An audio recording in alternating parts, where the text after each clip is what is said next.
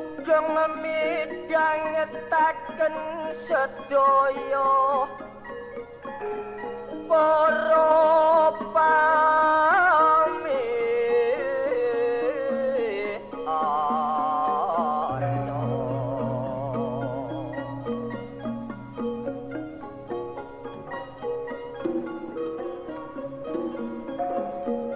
seni ludra Jawa Timur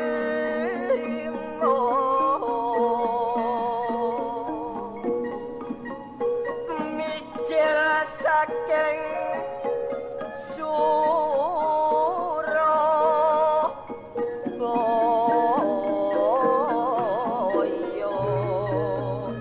sampun dados toto lan cara yen lepat nyuwun ngapura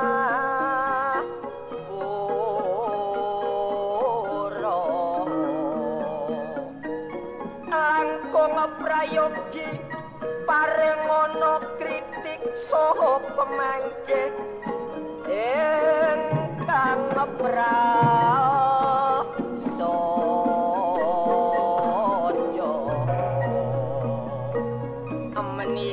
watak lan pandiriane seni daerah Ludruk Surabaya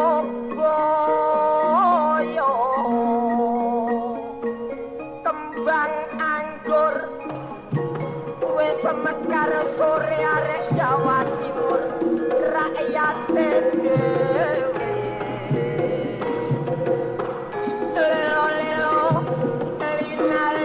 soyo katriya jula-juli tabohane Ludruk sing Ludruk arek Surabaya rino lan wengi ayo padha disebut urip sepisan bisa sarung palekat tumpale bali popyae miring arek Surabaya mula yen wis pangkat ojo sampe lali ayo eling nasibe kanca mojo kerto terusan kali gede jalan porang pompong si Joko ojo adol keputusan nyambut gawe sing paling par Surabaya papane ngudi-ngudi bangsa kang ramah tamah sakai bangsa yo bagus putih ben uripe ora percuma lali yen lali sone mula yen lali ayo hati sari layu yen kelayu ijo kojo yen kelayu mas karo wongi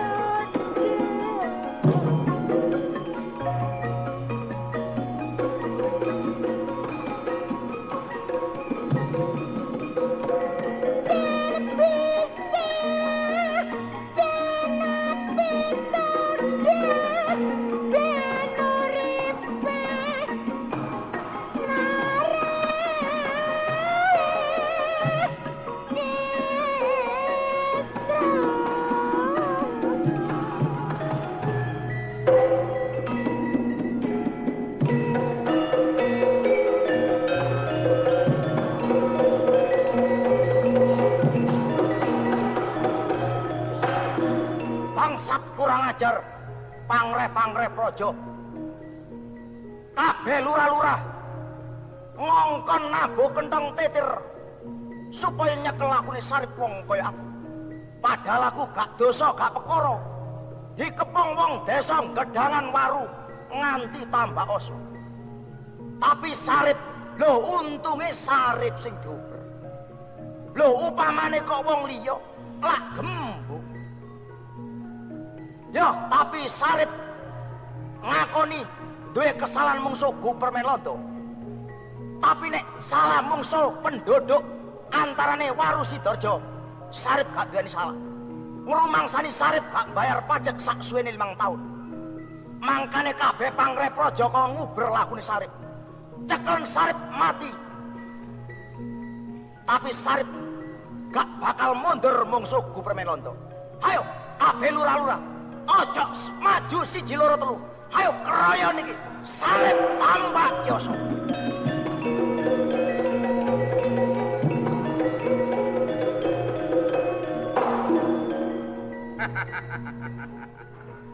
Lurah niki. Ya apa Kang Lurah?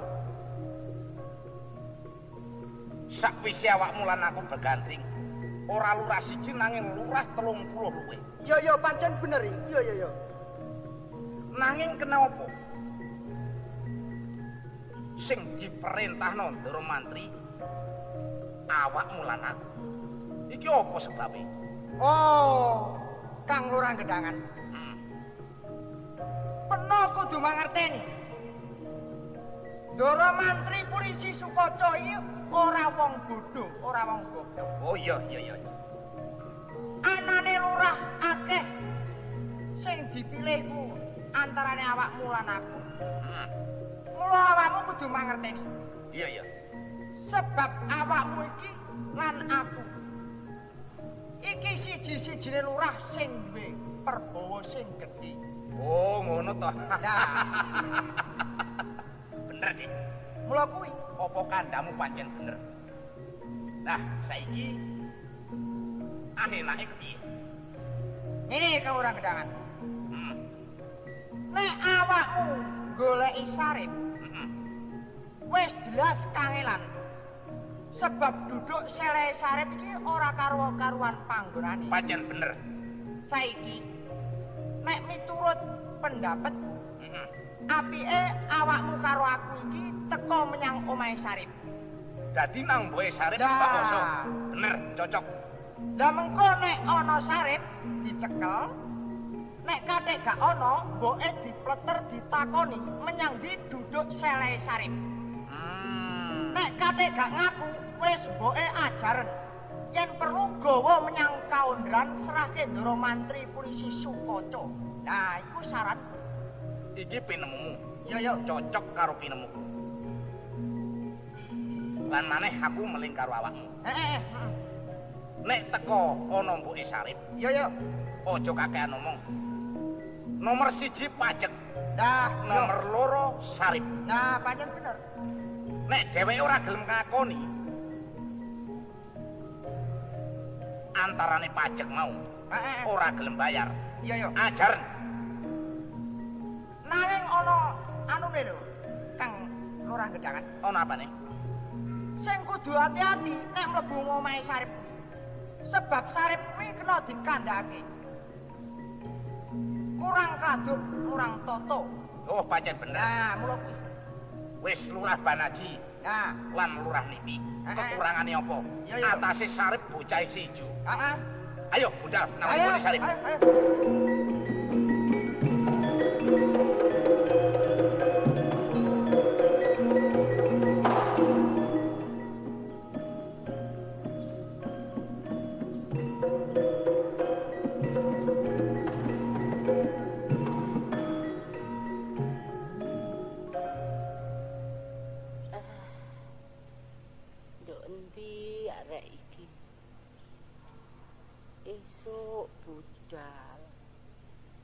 Wis sore ngene gak ana mulih. Sarip. Ngun. Loh. Yuk. Kaya. Oh, Aku ayo Lurah Tenajiwi. Dik Lurah. Nggih. Mriki mlebet. Iya, heeh. Ijen ae peno ya. Nggih, Dik. Kalih sinten malih? Anak peno nandi Sarip? Lah. Biasa ya Sarip niku. Gak sapa mah. Kula niki ngantos bingung ngraosaken Sarip. Ngene ya. Peno tak kandhani. Iki akeh lurah-lurah sing disaya karo government. Nggih. Nomor 1 nyekel karo Sarip sebab tumindaki Sarip direken nyalai karo wong government. Salahe napa, Dik?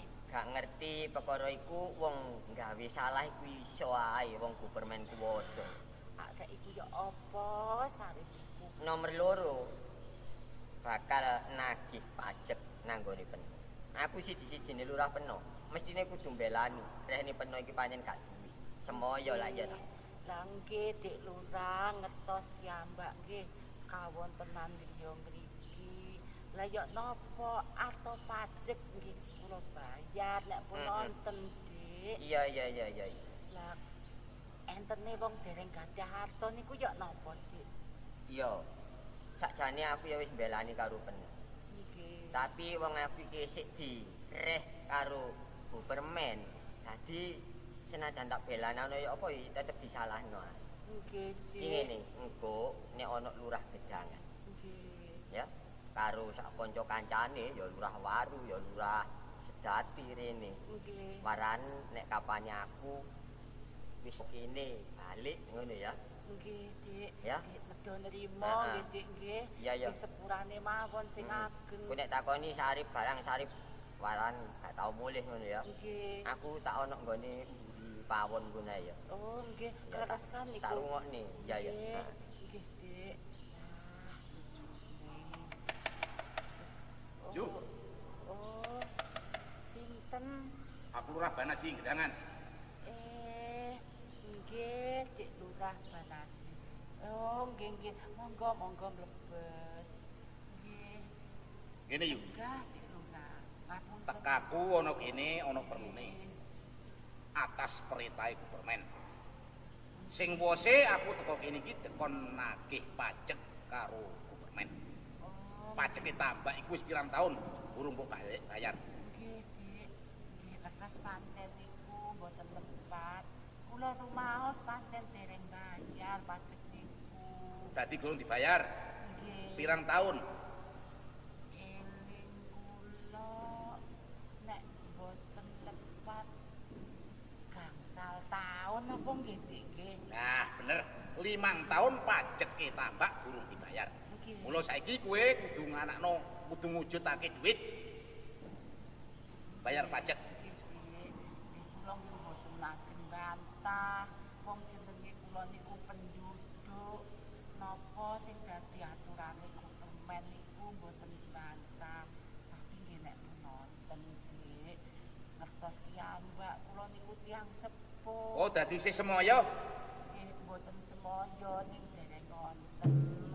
Di lurahan iki. Piye Kang Lurah Gedangan? Ayo, atas sono.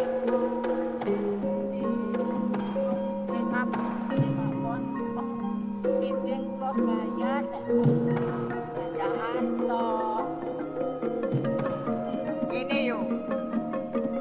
Anane nganti lurah iki tumindak kasar karo awakmu. Sebab awakmu sing salah, dilos gak ngerti. Mula sak tekaku karo Kang Lurah Gedangan iki perlu arep njaluk duit pajak sing sakjroné 5 taun. Mula iso ora bisa kudu nganakake duit pajak kuwi sakjroné 5 taun. Kula nggih pun matur, mangke nek pun nonton kula bayar. Mboten nonton iku ya. Oh, isih semoyo ae. Oh, pancen pinter omonganmu. Pancen pinter omonganmu. Ya. Kok mono tangan kalih piye? Nek kowe semayamu wis ping pira? Bola-bali semoyo. Sing mbok jagakno apa? Mangke nek Kok Kang pelajari Kang? Ayo. alah. sida mudar terus kena tangane lurah. Nggih dhisik. Lho, Nggih dhisik. Sapa? Kula Sarip. Oh, kon sing jenenge Sarip iki. Leres. Mbok kula niki salah napa kok rika gepuki? Oh, ngene. Aku atas nama petugase saka Gupermen. Nggih. Tekaku kene wose iku dikongkon nagih pajak karo Gupermen. Sing lawasi 5 tahun tambah tanpa dibayar. Lah sampean iki dados napa? Aku lah ya Pamong Praja Gedangan, Lurah Gedangan. Oh, sampean sing jenenge Lurah Banaji Gedangan. Ah. Lah sing setunggal niki? Ya nek aku Lurah Warung. Oh, Wak Lurah Niti. Nah, Ngeten. Iya, iya. Pancen nek pajak niki dereng kula bayar. Kula koni dereng kula bayar. Tapi sampean kudu ngerti, napa pun bener sampean iki Lurah Gedangan kali Lurah Waru nagih pajak enten tambak yasa mriki. oh mesti bener e. Aku Pamong Praja lho. Yo dikai panguwasa. Ndara Mantri Jatmika merintahno aku iki ora sembarangan. Ngeten Pak Lurah. Sakjane sampean iki kliru. Sing mestine ngoten sing nagih pajak ngriki niki sanes Lurah Nggen kali Lurah Waru. Sing sak mestine Lurah Tambak Yasa dhewe. Dados pundi-pundi niki enten lurahe dhewe-dhewe. Atese sampean iki Lurah Gedangan kok wani nagih enten Tambak Yasa. Sarip, Nggih. kabeh mau iki purba wasesa ana tangane Lurah Niti karo Lurah Banaji Gedangan. Nggih. Wose nek wong tuamu ora gelem bayar pajak dina iki tak gawa nang konderan. Nek sampean sing nagih boten kula bayar. Ora gelem bayar. Boten bayar. Oh, hati-hati lho kate pati. Bayar nih. Ayo. Ayo mati kok. Mati kok. Ya, aduh. Wah. Lurah Niti. Aja de mayu. Tadi ngene iki sarep. Hati-hati. Bok. Ayo, Bok. Masya Allah. Wis gak perlu. Ya apa Nunggok ya makin. Lah, nek kok ana polisi ya apa nih? Wis saiki gak kakan rembug. Ayo. Mel aku nang omahe Kang Mualim nang jemur. Ayo, total.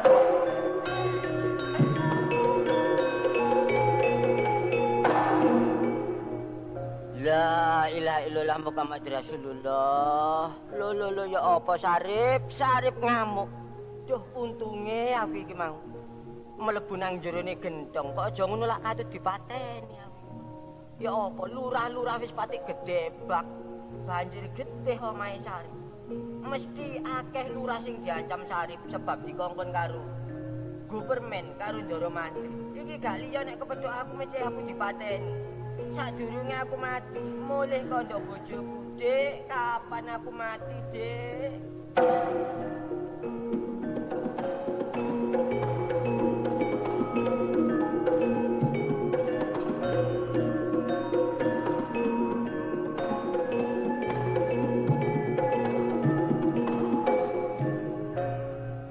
Lah ya sapa wonge sing ora sedi rumah tangga ngene iki? Kang Mualim ki ya mbok duweni sebut senajan mondok nang Ndra Sema. Kok tiru-tiru sing bujang gak tau mulih. Wong wis rumah tangga kok dadi kaya ngene iki lho. Aku nganti gak wani nang pasar. Piyung gruyuk-gruyuk kono ngrasani Sarip jare nyolong. Kono jare Sarip mateni wong nganti isin aku nang pasar. Kaya ngene iki lho gak teko-teko iki ya apa Kang Mualim ki. Lho kok. Lho, Dek, Kang, gak ana daya ta? ora ana. Lho biasae nek aku lunga iki mau nek rene kanca-kanca. Peno iku lho Kang, Ana mbok apa? mangsani apa sih Kang? Wong wis dikandhani aku gak nglarang sampean ki mondok nang Ndra Sema. Marine. Ning yo ndelok-ndelok. Aku lak wis kandha. Aja tiru-tiru sing bujang. Senajan sak wulan rong wulan gak tau mulih gak apa-apa. Wong peno iku duwe kewajiban. Kok dadi gak tau mulih ki lha apa? Kurang ta? Lho kok kurang ya apa ya jenenge rumah tangga ya mesti kudu mulih. Senajan aku lunga iki mau lah yo ngayakno ta? Iya wis seru, masih ngayakno wis seru. Ning sampean kudu ndelok-ndelok Kang Mualim. Aku nganti isin gak wani nang pasar sampean tak kandhani. Apa sebabe, Dik, awakmu Lah gak apa wani nek aku pasar? ki nang pasar nangone bakul beras kono grumyuk-grumyuk. Iya. Ngrasani Sarip jare nyolong bojone wong. Ngetan kono tuku bumbu jare Sarip ki nyolong.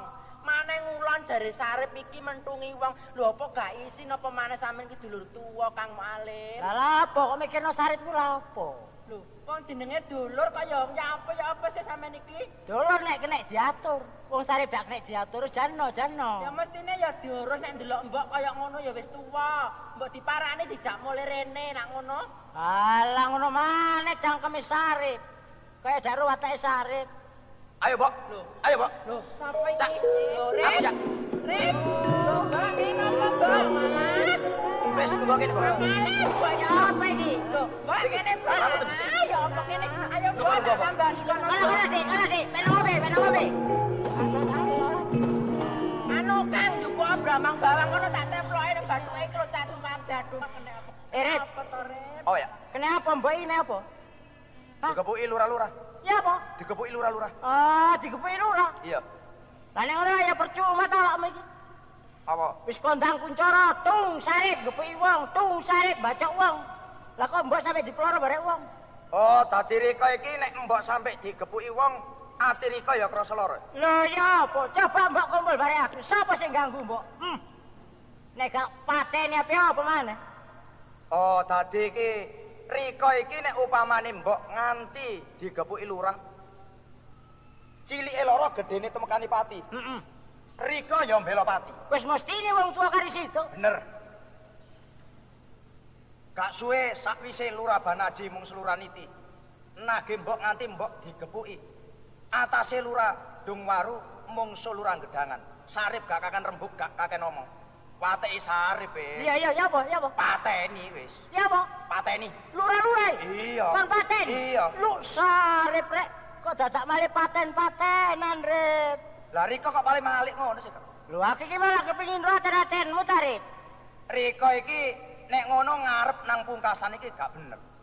Rika mang ngomong nek mbok iki sampe digepuki mung lurah-lurah. Rika bela temekani pati. Wis mesti. Lah saiki lek lurah wis tak pateni, Rika kok paling nyalano aku. Lho karepku lak ngene to. Nek bisa diatur sing apik, ojo paten-patenan, Rip. Lu Sarip rek. Rika iki wis gak perlu kaken rembug. Pokoke lurah tak pateni beres wis. Gak ana apa-apa, tanggungane kabeh Sarip. Ngamuke Bu Permen tandingane Sarip. Oh, wis ngerti nek Sarip jagoan. Lah iya, Tapi saiki ngene, Rip ya. Wong aku iki dulurmu tuwa, minangka ganti ning bapak. Nek bisa leren apa kelakuanmu. Rika iki gak perlu atik nuturi Sarip. Rika paribasane dulurku. Dulur tuwa, gak duwe wong tuwa tak akoni wong tuaku. Tapi Rika gak perlu ngongkon aku, gak perlu ngongkon leren lakune Sarip. Elek apik disangga karo Sarip dhewe. Gak kene dituturi ta Gak apa? perlu. Saupamane awakmu tak kandhani ndak percaya. Gak, wis. gak. Dakon gugu. Wis umbarno ae. Ape apa kon? Ape apa? Ape wae. Apa? Lho, Ayo. Ayo dhisik. Wong tuwa gak kena digugu. Sabar apa Nah, kok dulurku kok kaya ngono to, Kang? Kang kaya dikandhani sing apik, kok dadine gak karu-karuan. Wis dan ojo. Mbok tak patenane pisan. Lah nyekeli pelan sapa? Wong atase ya gak wani kok dadi gegeran kaya ngono. Dituturi ndak trimo apik cangkeme. Aja nyangka-nyangka lho, mongso aku. Api apa? Lho kate apa? Api apa? Ayo. Yo dhisik. Wis brusna wae berkat cek ilang ngono. Bras brus. Oh, Mu Alim. Nggih, Mbak. Rungokno ya. Wong jenenge dulur. Paribasane geger sedina ping 7 gak bisa pedhot. Mula kok niku sing ngerti ya, Rip, dulur nom. Balike Mu Alim ya. Wong dulur tuwa ya tuturana. Iya, Mbak. Cek Sarip iku gelem kaya kon niku. Pira-pira nglakoni sembiang 5 waktu ya. Aja Rumah lali. gobok Rika krungu tak? Gabok. Sing tak tuturiku kon, Rip. Aku sing tak tuturi aku. Iya, cek jarku ngerti kakak. dosa. Wong iku nek ngerti dosa, uripe apik, Rip. Aja gawe karepe dhewe ya. Wis ngene, Mbok. Rika gak perlu nuturi aku. Pancen wis bener nek wong tuwa iki wajib nuturi anak. Tapi jenenge isine donya iki werna-werna. Ana sing apik ya ana sing elek. Nek kabeh apik gak ana sing digunem. Mamula nek Cak Mu Alim iki wis nglakoni apik, aku sing nglakoni gak apik. Dadi wis tak terusne wis sisan. Oh, arek iki. Wis ngene ae, Cak Mu Alim. Ana apa? Aku gak kakan rembug. Aku titip-titip mbok iki. Mbok iki sing nggone jemur. Aku tak nyengkri teko ki omah kene. Soale nek sampe krungu gu permen londo, Gak urung Rika dadi rentak-rentengi. Dadi ana apa-apa nek Sarip ijen. Rika aja sampe melok cawi-cawi. Oh, jadi karepmu mbok kon pasrahne aku ngono Ya. to? Ya wis gak apa-apa, gak keberatan aku mayan wong tuaku. Nep, kon iku dikuwatirno wong tuwa cek nemene gak kena. Wis jana mbok, umbaran mbok, jana mbok. Ampun, Mbok. Sarep mboten nurunkan iki sampean mawon ngoten. Wis, Mbok, Rika gak perlu nangis. Cuma Rika ae sing tak jaluk, Mbok. Nyuwun ambek sing gawe urip. Iya, Nep. Tingkah lakune anak Rika Sarip wong koyo aku iki doakno slamet aja ana alangan apa-apa. Kosok baline, Mbok, Sarip gak bakal tega mungsu Rika. Awit Rika wong tuaku ya pepundhene Sarip tambah ya sapa koyo aku. Mbok ndonga-ndongakno sabarike kon ya sing ngerti ya Nep ya. Ya, Mbok. Hati-hati ya Nak ya. Ya. Aku sembah sungkem mungsu Rika, Mbok. Iya. Rika pepundhen Sarip. Wis cak aku njaluk pamit. Oh iya ya Rek, ya. Aku pamit ning. Ya ya Dik, sing hati-hati lho ya. Wis Mbok ya tak tinggal Mbok ya. Hati-hati Dik. Ah wis mesake Mbok wis teko dadi kaya ngene iki lho. Kaya ngene lho Kang, ayo mesakno Mbok nek kaya ngene iki. Ya seneng nek tadi. Iya, mbok tak ngasuh ya Nak ya. Mbok sampean ngasuh mripun Mbok. Lono Nggih. kabeh Nggih. Nak. Sampeyan tilem kira Mbok. Iya Nak. Wis ngerti ya saiki ne peno dipasrahi Mbok. Lah maido maneh, maido maneh. Yo, sing Sarip ora gelem nok kene, mbok dipasrahno. Mesti mbok iki mertua wis tak aku mbokku dhewe. Wis sak mestine ta, Dik. Ki ngene Kang, Ya ya. apa? Heeh. Peno budal nang pasar, Iya. tuku kain putih 6 meter. Apa perlune? Kanggo ndandakno roko ben mbok iki sebabe wis tuwa. Heeh. Mbok ben nglakoni 5 waktu ngono. Oh ngono ta? Iya. Ya nek ngono tak tinggal Dik Ya ya. wis budal kono wis.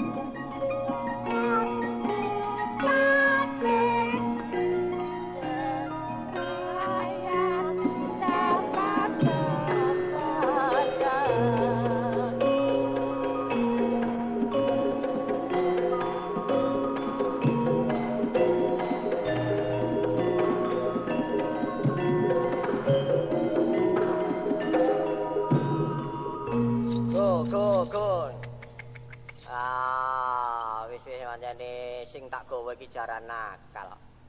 Dikongkon kang dakelan nusul karo Saropah nanggone pasar. Gak ngono ne sih rek. Saropah lho nang pasar endi sih? Nang pasar Waru, tah nang pasar Gedangan. Tah nanggone Sidoarjo arek. Ya apa? Gak kaup jaran iki tah nakal. Nek apa-apa. Go dhisik go jaran dawuk yo anyene. Kok nek apa-apa yo tuman ae tak diajar ini. Papak nanti ya. Jarine njukuk kalung. Dandakno nandi sing kalung.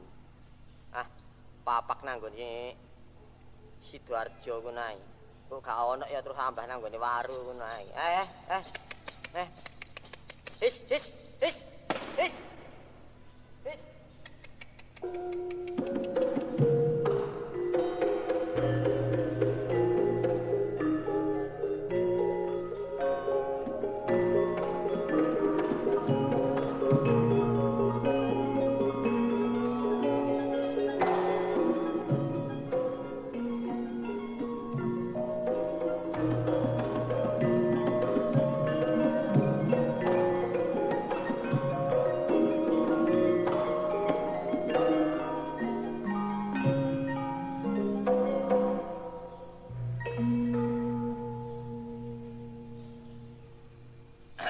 Dipapak nanti yo.